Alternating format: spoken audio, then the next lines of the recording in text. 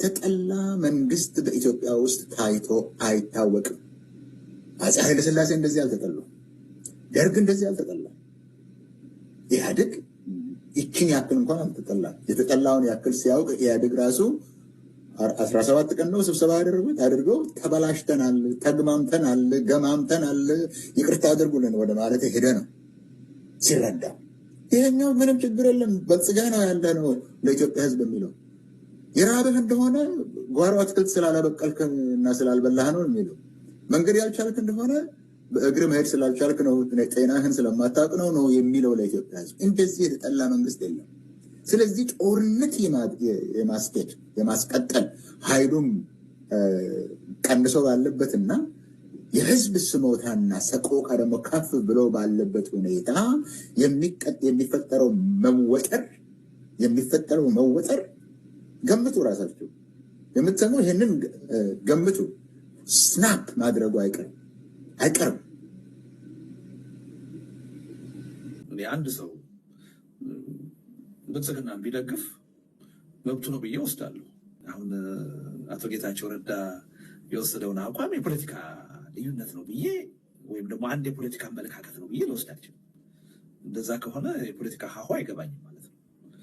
ለእኔ እነዚህ ሰዎች የፖለቲካ አቋም ልዩነት አይደለም ያደረጉት ወይም የወሰዱት፣ ክህደት ነው የፈጸሙት። ይሄ ምናልባት በተወሰነ ደረጃ የትግራይን ህዝብ አደናግረው ክፍፍል ለመፍጠር ሞክረው ነበር። ደግሞ በተወሰነ ደረጃም ተሳክቶላቸው ነበር። በሂደት ግን ህብረተሰቡ ቆም ብሎ ማሰብ በመጀመሩ ያ ሂደታቸው እየከሸፈ ነው የመጣው እና እኔ ወደፊትም ይሄን ያህል ሚና ይኖራቸዋል የሚል ግምት የለኝም። ለእኔ እነሱ የፖለቲካ ሱሳይድ ፈጽሙ ከዚህ በኋላ በኢትዮጵያም በትግራይም ፖለቲካ እዚህ ገባ የሚባል ቦታና ድርሻ ይኖራቸዋል የሚል እምነት የለኝም እና ጉዳዩን እንደ አንድ የፖለቲካ አመለካከት ልዩነትም አላየውም በደንብ። ምክንያቱም በትግራይ ላይ ጄኖሳይድ የፈጸመን ስርዓት ያን ሁሉ በደል የፈጸመ ትግራይን በሻሻ አድርጊያታለሁ ብሎ ከተናገረ መሪ ጋራ የትግራይን ሴቶች እኮ ወንድ ነው የደፈራቸው፣ ምን ታጋናላችሁ? የእኛ እኮ በሳንጃ ነው ወታደሮቻችን። እንዲህ ብሎ የሚመጻደቅ አካል በትግራይ ህዝብ ላይ የዘር ጭፍጨፋ እንዲካሄድ ፀጉረ ልውጥ ጁንታ እያለ ቅስቀሳ ያደረገ አካል ነው። አሁን ከዚህ አካል አንድ ሰው መፍትሄ ያገኛለሁ ብዬ ነው የተጠጋሁት ቢለኝ እና ይሄ የአመለካከት ልዩነት ነው ቢለኝ እኔ ልቀበል አልችልም። ሌላ ሰው ሊቀበል ይችላል። ለእኔ ይሄ ምንም ከክህደት ያነሰ ሌላ ትርጉም የለውም። አብይ ላይ የሚያደርሰው ይሄንን ነው ለእኔ የሚታየኝ። ይሄ ነው። ስልጣኑን ሊጠብቅ ይችላል። ከዚህ በፊት ሬዚሊየንስ አላቋቋመም፣ የለም ጨርሶታል። በ15 ቢሊዮን ብር ገንዘብ ቤተመንግስት እየሰራ የሌለ ገንዘብ ማን ይጠይቀኛል? ማን ነው የሚጠይቀኝ? ፓርላማ ማን ነው የሚጠይቀኝ ብሎ በትኖታል። አሁን የብልጭልጩ ጉዳይ አሁን ነው የሚመጣው። እንግዲህ አሁን ብልጭልጭ ታበላለን፣ ብልጭልጩን ታበላለን ህዝቡ። ችግሩ ይሄ እዚህ ላይ ነው ያለው። አሁን ይሄ ደግሞ በኢትዮጵያ ሁሉ ነው፣ በኢትዮጵያ ሁሉ ነው። ቅድም አንድ ምሳሌ ከአሶሳ ወስጄ ተናግራለሁ። በኢትዮጵያ ሁሉ ነው ይሄ ያለው። ኢቨን ኢትዮጵያን ኤርላይንስ የኢትዮጵያ ታላቅ ገቢ አምጪ የምትሉ በዚህ ነገር ይጎዳል። አደገኛ ጊዜ ነው። ለኦሮሞ ወጣቶች በኢትዮጵያ ወጣቶችም ስንለው የነበረው ጉዳይ ነው አሁን ወደ አደባባይ ወጣው። ይሄ አደገኛ ነው። ለኦሮሞም አደገኛ ነው፣ ለኢትዮጵያም አደገኛ ነው። ያለው ሁኔታም አደገኛ ነው። የብልጽግና አካሄዱ አደገኛ ነው። ይሄ መታወቅ አለበት። ለኦሮሞ ወጣቶች አዲሲቷን ኢትዮጵያን እናዋልዳል ይላሉ ላልከው፣ አዲሲቷን ኢትዮጵያ በአዋላጅ አይደለም የምትወለደው። አዲሲቷ ኢትዮጵያ የምትወለደው በህዝቦቿ ሁሉ ጥረት ነው። ይሄ ደግሞ በአንድ ምሽት የምታደርገው አይደለም። እንደ ልጅ ማዋለድ አይደለም። ይሄ ከፍተኛ ጥረትን የሚጠይቅ መስማማትን የሚጠይቅ ኢትዮጵያ አይደለም የምትለው ሀበሻና ኦሮሞ እያልክ ሳይሆን ኢትዮጵያ በጠቅላላ ብለህ ሁሉም አንድ ላይ ሰርተው ተረጋግተው ይህ ሀገር የኔ ነው ለማለት እንዲችል እንዲሰማው፣ ለእያንዳንዱ እንዲሰማው፣ እያንዳንዱ ያንን ሀገር ለመጠበቅ ባለድርሻ ለመሆን እንዲችል፣ ተጠቃሚ መሆን እንዲችል ስታደርግ ብቻ ነው። አሁን ያልካቸው 5 ነጥቦች እርስ በርሳቸው የሚምጣጡ ናቸው። በአንድ በኩል ኢትዮጵያን አዋልዳለሁ ትላለህ፣ በአንድ በኩል ደግሞ ሀበሻ እንዲህ ነው ትላለህ። እንዴት አድርገህ ኢትዮጵያን ታዋልዳለህ? አንደኛውና ሁለተኛው ነጥብ የሚጣረሱ ናቸው። በአንድ በኩል ሀበሻ እያልክ አዲስቷን ኢትዮጵያ ታዋልዳለህ። አዲሷ ኢትዮጵያ ማለት ኦሮሚያ ማለት ነው ወይስ ምን ማለት ነው? እና ይሄ እንዲህ አይነቱ ነገር በጣም አደገኛ ነው። የአንድን ሰው ስልጣን ለመጠበቅ ተብሎ የአንድን ፓርቲ ስልጣን የአንድን ምንድን ነው ኮሚቴ አንድ ፋክሽን የአንድ ፋክሽንን አንድን ጥቂት ተጠቃሚ እሱን ለመጠበቅ ተብሎ እንደዚህ አይነት አሰራር አደገኛ ነው። ብልጽግና ወደኋላ እንዳይል የኦሮሞ ወጣቶች እንዲያውቁ ያስፈልጋል። ወደኋላ እንደማይል ሶስተኛውን ያነሳው ለጦርነት ዝግጁ ነን። ምን ለማድረግ ነው የኦሮሞ ወጣቶች ለጦርነት ዝግጁ የሚሆኑት? ምን ለማድረግ? 8 ዓመት ለታረዱበት፣ 8 ዓመት ለተገደሉበት፣ 8 ዓመት ከትራው ውጭ ለሆኑበት፣ ለ8 ዓመት ከአገር ሲሸሹ በበረሃ ውስጥ ወድቀው ለሞቱበት፣ በባህር ሰምጠው ለሞቱበት ምን ለማድረግ ነው ለዚህ ጦርነት ተዘጋጁ የሚባለው? ምንን ለማዳን? ወይም ከዚህ በፊትም ተናግረዋል። ለኦሮሞ ወጣቶች ምንን ለማዳን ነው ለጦርነት ዝግጁ የሚሆኑት? ሀበሻ ከሚባለው ጋር ለመሄድ ነው? ለምንድን ነው የኦሮሞ ወጣት ሀበሻ እነሱ ብለው ከሰየሙት ጋር የሚዋጋበት ምክንያቱ ምንድን ነው? ምንን ለማትረፍ ነው?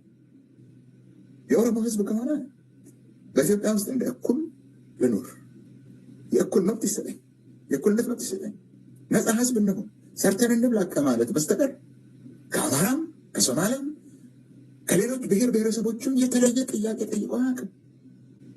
በፍጹም ጠይቆ አያውቅም። ጠላቶቹ ሲሉት የነበረው አይደለም የኦሮሞ ህዝብ። እኛ በነበርንበት ጊዜ በኦሮሞ ፕሮቴስት ጊዜ ህገ መንግስታዊ መብቶቻችን ይጠበቁ ነው። ህገ መንግስታዊ በህገ መንግስቱ የተዘረዘረው ያ ይጠበቅልን ነው። እሷን እንኳን ሳያስጠብቅ ለጦርነት ዝግጁ ምን ለማድረግ ምን ለማትረፍ?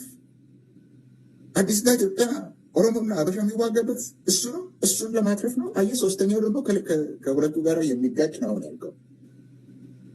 ኦኤልኤ ተላላኪ ሆነ። ኦሮሞ ነፃነት ሰራዊት ለሀበሻ ተላላኪ ሆነ ነው እንግዲህ። ለግብፅም ተላላኪ ነው የሚሆነው፣ ለኤርትራም ተላላኪ ነው የሚሆነው። አሁን ደግሞ ለፋኖ ተላላኪ ሆነ። ከፋኖ ጋር ከሌሎች የኢትዮጵያ ወገኖች ጋር ኢትዮጵያ ውስጥ ካሉ ወገኖች ጋር ከፋኖ፣ ከትግራይ፣ ከአፋር ልጆች፣ ከሶማሌዎች ጋር የኦሮሞ ነፃነት ሰራዊት እጅ ለእጅ ከተያያዘ ተላላኪ ነው። ይህንን የሚሰማ አእምሮ ያለው የኦሮሞ ወጣት አለ ወይ? ምን አግኝተ ነው? ስራ ስለተሰጠ ነው? ትምህርትን ጨርሰ በግል ትምህርት ቤት ወላጆች በሬ ሸጠው ያስተማሩ ከዛ ወጥተህ ስራ ስላገኘ ነው የኦሮሞ ወጣት? እኔ የኦሮሞ ሐኪሞችን አላውቅም እንዴ ከሆስፒታል ከሰርጀሪ ላይ ተይዘው የታሰሩ ሰርጀሪ ላይ ከሰርጀሪ ቴብል ላይ ተይዘው የታሰሩ እኔ ሄጄ ነቀምት በነበርኩበት ጊዜ ሌቃ ንጉሥ ነገስታት መኖሪያ ቤተመንግስት የነበረውን እስር ቤት አድርገው እዛ ድረስ ሄደን አላየንም። እኛ አላየንም። ትግራይን በቁጥጥር ስር ካላደረጉ ተኝቼ አላደርኩም የሚለውን አንድ የትግራይ ተወላጅ መጠራጠር አለበት ብያለሁ። በዚህ ላይ ብዥታ ያለው ሰው እውነታውን አልተረዳም። ለዚህ ነው የሚያሳዝነኝ። አሁን አንዳንዶቹ ከትግራይ ወጥተው አዲስ አበባ መጥተው ከብልጽግና ጋር ከዶክተር አብይ ጋር አብረን ሰርተን የትግራይን ችግር እንፈታለን ሲሉ በጣም የሚያስቀውና የሚያስገርመው ከዛም አልፎ የሚያሳዝነው ለዛ አሳፋሪ ነገር ነው። ስለዚህ ማንም የትግራይ ተወላጅ ይሄን እውነታ መገንዘብ አለበት። ይሄን ካልተገነዘበ ሪያሊቲውን አላወቀውም። ካላወቀው ደግሞ በመፍትሄውም ዙሪያ ተገቢ ድርሻ ሊኖረው ይችላል ብዬ አላምንም። ስለዚህ ወዴት ነው የሚሄደው የምትይው እያየ ነው። ወደ ጦርነት የመግባቱ እድል ሰፊ ነው።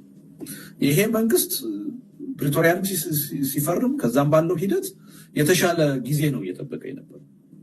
ያችን የጦርነት አጀንዳዬን የማንበርከክ አጀንዳዬን ተፈጻሚ ላደርጋት እንድችል የሚያመቸኝ ጊዜና ሁኔታ መቼ ነው ብሎ እየጠበቀ ነው የነበረው እና ኤኒ ታይም ያቺ ሁኔታ ተፈጥራለች ብሎ ሲል በጦርነት መቀጠሉ አይቀርም። አሁንም ለዛ ነው ከበባ እየፈጸመ ያለው፣ ዝግጅት እያደረገ ያለው። እያንዳንዷን ዕለት ነው ለጦርነት ዝግጅት እያደረገ ያለው። ጠቅላይ ሚኒስትሩ ሚድል ኢስት እንዲህ አይነት ክራይሲስ ውስጥ ገብቶ ብቸኛ መሪ ነው። አውሮፕላን አስነስቶ ዱባይ ይሄደው ለዱባይ መንግስት አስበው ይመስልሻል? አይደለም። ለሚያካሄደው ጦርነት ከዱባይ የሚገኘው ገንዘብና መሳሪያ መቋረጥ የለበት፣ መቀጠል አለበት። ለዚህ የፈለገውን አይነት ሪስክ ይወስዳል። ይሄን ነው ያየነው። እና ይሄ መንግስት ሌት ተቀን እየሰራ ያለው የጦርነት ዝግጅት ነው። ልማት እኮ ከቆመ ቆይቷል። ለዚህ ነው እኮ አበባ መትከል፣ ችግኝ መትከል፣ የኮሪደር መብራት ማብራት፣ ቤት ማፍረስ፣ ትልቅ የልማት ወይም ሎጂ መስራት በፕራይቬት ሴክተር ይተካል ሊሰራ የሚችል ማለት ነው። እንደ ትልቅ የልማት ጥያቄ እኮ ተጋኖ በመንግስት ሚዲያ የምትሰሚው እኮ ልማት ስለቆመ እኮ ስትራቴጂክ የሆነ ቁም ነገር ያለው ህዝቡን ከድህነት የሚያወጣ ስራ ፈጣሪ የሆነ ልማት ቆሟል። ይሄ መንግስት 24 ሰዓት የጦርነት ዝግጅት ነው ሲያደርግ የሚውለው። በየሀገሩ እየዞረ የጦር መሳሪያ ሲሸምት ነው የሚውለው በብድርም በካሽ። ስለዚህ እንዲህ አይነት መንግስት ባለበት ሁኔታ በሰላም ችግርን ይሄ መንግስት ይፈታል ብሎ መጠበቅ የዋህነት ነው። በትግል ነው። ትግሉ ግን አንድ ገጽ ብቻ አይደለም ያለው። የመረረው መልሳቶቻለሁ ያለው ጠመንጃ አንስቷል። እሱ ማንም ማስቆም አይችልም። ለዛም ኃላፊነት መውሰድ ያለበት አገዛዙ። ሌላው ህዝብ ግን በሰላማዊ ህዝባዊ እምቢተኝነት መታገል አለበት። መድህን 7 ዓመት ወደ 1.5 ሚሊዮን ህዝብ ነው አልቋል የሚባለው አይደለም። በሰላማዊ ህዝባዊ እምቢተኝነት 1.5 ሚሊዮን ህዝብ ቢሞት አይደለም ቢሰለፍ ይህን አምባገነን መንግስት ያንበረክከዋል። በቀናት ውስጥ ትልቅ መሳሪያ ነው ህዝባዊ እምቢተኝነት። ስለዚህ ይህን አውቀን ሁሉም ይሄ በብሔር ጥላቻ ውስጥ መግባታችንን በፖለቲካ አይዲዮሎጂ መከፋፈላችንን ወደ ጎን አስቀምጠን ህዝባዊ እምቢተኝነት እንዲቀጣጠል እና በህዝብ ትግል ይሄ አገዛዝ እንዲንበረከክ ማድረግ ያስፈልጋል። እና ይሄን ደግሞ የታጠው ተገደው ትጥቅ ትግል ውስጥ የገቡ ኃይሎችም ሊደግፉ ይገባል የህዝቡን የሰላማዊ እምቢተኝነት ትግል። ምክንያቱም እዚህ ሀገር ሰላም ቢመጣ ከኔና ከአንቺ በላይ የበለጠ የሚጠቀሙት ጠመንጃ አንስተው ጫካ የገቡት ኃይሎች ናቸው። ምክንያቱም በእያንዳንዱ ቀን እነሱ ህይወታቸው ሪስክ ውስጥ በመድፍ ይደበደባሉ፣ በክላሽን ያልቃሉ፣ በድሮን ይደበደባሉ። በእያንዳንዱ ቀን ሪስክ ውስጥ ነው ህይወታቸው። እኔ አሁን በጦርነት የመሞት ሪስክ የለኝም። ስለዚህ ሰላም ቢመጣ ከኔ በላይ ተጠቃሚ የሚሆኑት ጠመንጃ አንስተው የሚዋጉት ወንድሞች እህቶች ናቸው። ስለዚህ ህዝቡ በሰላማዊ ትግል እንቅስቃሴ እንዲያደርግ የራሱን ድርሻ እንዲወጣ ነፃነትን ውጤትን ከታጠቁ ኃይሎች ብቻ ቁጭ ብሎ መጠበቅ እንደሌለበት አጀንዳውን ደግፈው መቆም አለባቸው። እኛ ብቻ ታግለን ሞተን ለውጥ እንድናመጣና አጠብቅ የራስን ድርሻ ተወጣ ማለት አለባቸው። እኛ አሁን እየተንቀሳቀስን ያለ ነው በዚህ ዙሪያ ያለው ክፍተት እንዲሞላ የኢትዮጵያ ህዝብ ከጦርነት መፍትሄ መጠበቁን አቁሞ ራሱ መስዋዕትነት እንዲከፍል እንዲታገል የዚህን አገዛዝ ዕድሜ እንዲያሳጥር ነው ጥረት እያደረግን ያለ። አንቀጽ 25(3) ላይ እጠቅሳለሁ። በዚህ አንቀጽ ንዑስ አንቀጽ 1 የተደነገገ ቢኖርም የኦሮሚያ ፍርድ ቤቶች በአዲስ አበባ ከተማ አስተዳደር ባለው የክልሉ መንግስት ተቋማት ንብረቶች፣ ገንዘብና ሰነዶች ላይ በሚፈጸሙ ወንጀሎች ላይ የወንጀል ዳኝነት ስልጣን አላቸው ተብሎ ተደንግጓል። ይህ ጉዳይ አይ ቲንክ 6 ዓመት እንዲፈጅ ያደረገውም ይህ አንቀጽ ይግባ ይውጣ የሚል ክርክር እንደነበር እንሰማ ነበር። ቋሚ ኮሚቴውም ውስጥ የኤክስፐርት ኦፒኒየንም ላይ ለጥናት ቋሚ ኮሚቴው ቀጥሯቸው የነበሩ ኤክስፐርቶችም በዚህ ጉዳይ ላይ ብዙ ሰፊ ውይይትና ክርክር ያደርጉ እንደነበር ሰምተናልና እኔ ጥያቄን ማነሳው ከፌዴራሊዝም መርህ አንጻር ነው። ከፌዴራሊዝም መርህ አንጻር የሚከተሉትን ችግሮች ያስከትላል ብዬ አስባለሁ ይሄ ድንጋጌ። አንደኛው ጉዳይ የዳኝነት ስልጣን ወሰን መደራረብን ወይም ጁሪስዲክሽናል ኦቨርላፕ ይፈጥራል ብዬ አስባለሁ። ምክንያቱም በፌዴራል ስርዓት ውስጥ ዳኝነት በጁሪስዲክሽን ነው የሚሰጠው። የዳኝነት ስልጣን በጂኦግራፊካል ጁሪስዲክሽን የተመሰረተ ነው። ስለዚህ አንድ ጂኦግራፊ ላይ በዚህ ኬዝ አዲስ አበባ ላይ አንድ ቴሪቶሪ ላይ ለተለያዩ የዳኝነት አካላት ተመሳሳይ ስልጣን ከሰጠን አይ ቲንክ ብዙ ውዝግብ ይፈጥራል ብዬ አስባለሁ። የተለመደውን የግዛት ወሰን መርህን የዳኝነት ስልጣኑ በግዛት መርህ መመራት አለበት የሚለውን የሚጋፋ ነው ብዬ አስባለሁ። ለምሳሌ አንድን ጉዳይ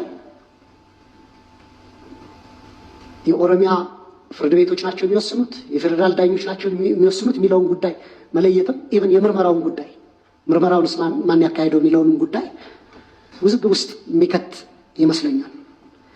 ሁለተኛ ጉዳይ አይ ቲንክ ይህንን ነገር ተያይዞ ለመቅረብ የተሞከረው ከህገ መንግስቱ አንቀጽ 49(5)